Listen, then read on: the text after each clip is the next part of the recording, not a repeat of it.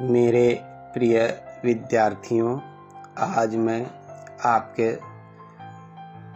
लिए रीतिकाल पर चर्चा करने जा रहा हूँ।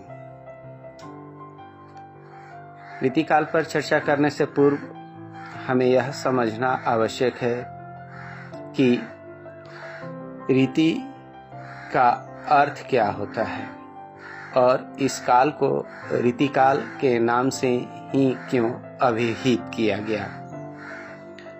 रीति का शब्दार्थ है प्रणाली, पद्धति, मार्ग, पंथ, शैली आदि। लक्षणा से रीति का अर्थ होता है विशिष्ट कार्य पद्धति। काव्य शास्त्र की एक विचारधारा द्वारा रीति को काव्य की आत्मा माना गया है। रीति सिद्धांत के प्रवर्तक हैं आचार्य वामन, जिनका कालक्रम ईस्वी सन की 9वीं शताब्दी के मध्य का है। उनके अनुसार रीति विशिष्ट पद रचना है। इस प्रकार रीति गुणों पर आधारित संबंधित है। रीति का दूसरा संबंध पद रचना से है। यह समास पर निर्भर है। अतः कुछ आचार्यों ने समासहीनता, स्वल्प समासता, दीर्घ समासता के रूप में रीतियों को देखा है। भरत मुनि 4वीं शताब्दी ईस्वी से लेकर विश्वनाथ 12वीं शताब्दी ईस्वी आदि आचार्यों ने विभिन्न प्रदेशों के संदर्भ में वैदर्भी, गौड़ी, पंचाली आदि रीतियों का वर्णन किया है।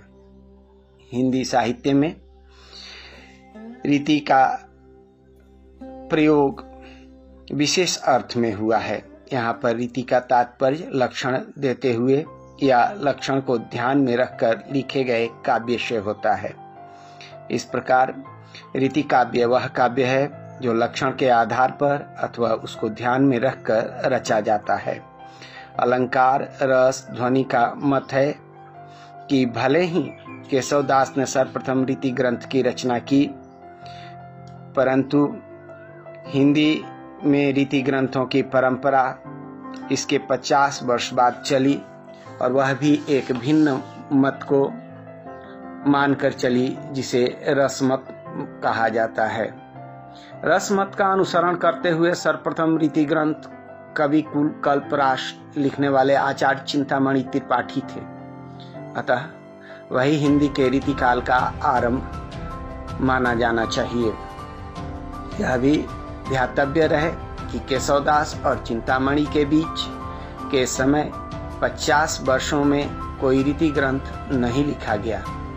हम आचार्य शुक्ल प्रवृत्ति विद्वानों के मत का सम्मान करते हैं, परंतु हमारा मत है कि भले ही केशवदास से 50 वर्षों पूर्व रीति काव्य की परंपरा चली, परंतु रीति ग्रंथ की रचना का मार्ग तो उन्होंने ही प्रशस्त किया और फिर यह भी संभव है कि कई शोधों में उक्त 50 वर्षों की कालावधि में रचित कोई रीति ग्रंथ मिल जाए।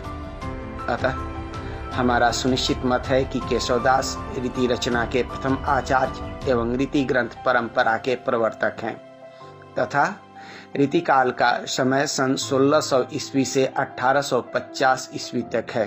अतः मोटे तौर पर रीतिकाल का समय जहांगीर के शासनकाल के अंतिम चरण से लेकर प्रथम स्वतंत्रता संग्राम सन 1857 ईस्वी तक का माना जाता है।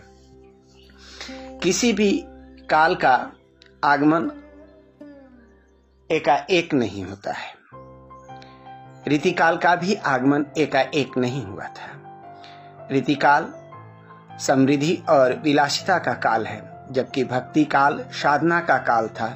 भक्ति आदि को लेकर इसके उदाहरण के रूप में रचित हिंदी काव्य इस साहित्य रीति साहित्य के अंतर्गत आता है। सन 1600 ईस्वी से लेकर सन 1850 ईस्वी तक की अवधि में इस प्रकार के ग्रंथों को रचने की परंपरा रही, अथवा इस कालावधि में प्रायः प्रत्येक महत्वपूर्ण कवि ने इस प्रकार के ग्रंथ लिखे। अतः इस कालावधि को रीतिकाल कहा जाता है। रीतिकाल के आरंभ समय अथवा उसकी कालावधि के संबंध में विद्वानों में मतैक्यता का अभाव पाया जाता है। बाबू श्याम सुंदर दास आदि विद्वान रीतिकाल का आरंभ आचार्य केशवदास से मानते हैं और रीतिकाल की अवधि को सन 1600 से सन 1850 तक मानते हैं, जबकि पंडित रामचंद्र शुक्ल आदि विद्वान चिंतामणि त्रिपाठी से रीतिकाल का आरंभ मानते हैं और इनके अनुसार रीतिकाल की कालावधि सन 1650 से 1850 तक ठहरती है। दोनों वर्गों के विद्वानों के अपने तर्क हैं। बाबू श्याम सुंदर दास का कहना है कि सर्वप्रथम आचार्य केशवदास ने हिंदी में कवि प्रिया और रसिक प्रिया की रचना करके रीति ग्रंथ रचना का मार्ग प्रशस्त किया। भले ही उनके मत का अनुसरण अन्य किसी कवि ने नहीं किया। पंडित रामचंद्र शुक्ल प्रभृति विद्वानों के काल और रीतिकाल में मुख्यतः भिन्नता यही है। हिंदी में रीति काव्य के विकास की परंपरा के कई कारण माने जाते हैं।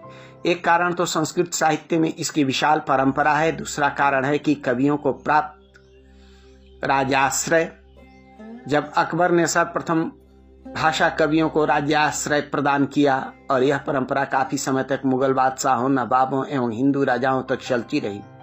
तीसरा कारण है कि कवि और काव्य के स्वतंत्र रूप की प्रतिष्ठा इस क्षेत्र में केशवदास का योगदान अत्यंत महत्वपूर्ण है और इसी कारण दीर्घकाल तक केशवदास को इतना अधिक सम्मान प्राप्त हुआ। चौथा कारण है तत्कालीन राजनीतिक, सामाजिक एवं धार्मिक परिस्थितियां। कुल मिलाकर हम कह सकते हैं कि इन्हीं परिस्थितियों के बीच रीतिकाल का विकासात्मक पलवन पुष्पन हुआ और इस रीतिकाल में अधिकांशतः कवि राधा कृष्ण की भक्ति का प्रसार और प्रसार को भी अपना माध्यम बनाए। राधा कृष्ण श्रृंगार वर्णन की यह परंपरा जो संस्कृत साहित्य से या निम्बार संप्रदाय से प्रभावित होकर या जयदेव की गीत गोविंद की रचना से प्रभावित होकर हिंदी साहित्य के रीतिकाल में सहज स्वीकार की गई। राधा कृष्ण श्रृंगार वर्णन की यह परंपरा रीतिकाल के कवियों ने और भी सहज रूप से स्वीकार किया। इसके अतिरिक्त आश्रयदाताओं के मनोरंजन के निमित्त इसमें कामुकता विशेष का पुट दिया। नायिका भेद कथन के अंतर्गत उन्होंने इस प्रकार के काव्य के रचना का अवसर प्राप्त किया। वैसे रीतिकाल पर सूफियों का प्रभाव, फारसी कविता का प्रभाव, राजाश्रय का प्रभाव, मुगल शासन के वैभव का प्रभाव भी पड़ा। इसके अतिरिक्त तदयुगीन सामाजिक रीतियों और प्रवृत्तियों का भी प्रभाव रीतिकाल पर देखा जा सकता है। इस काल में इस काल की रचनाओं को 3 प्रकार की रचनाओं में शामिल किया गया। रीति सिद्ध रचनाएं, रीतिबद्ध रचनाएं और रीति मुक्त रचनाएं। और इन सभी प्रकार की रचनाओं के कवियों ने रीतिकाल को एक स्वर्णिम लक्ष्य तक पहुंचाने का काम किया। रीति सिद्ध कवियों में जिन्होंने लक्षण उदाहरण के आधार पर काव्य की रचना की थी उसमें केशवदास, देव, पद्माकर, मतीराम, भूषण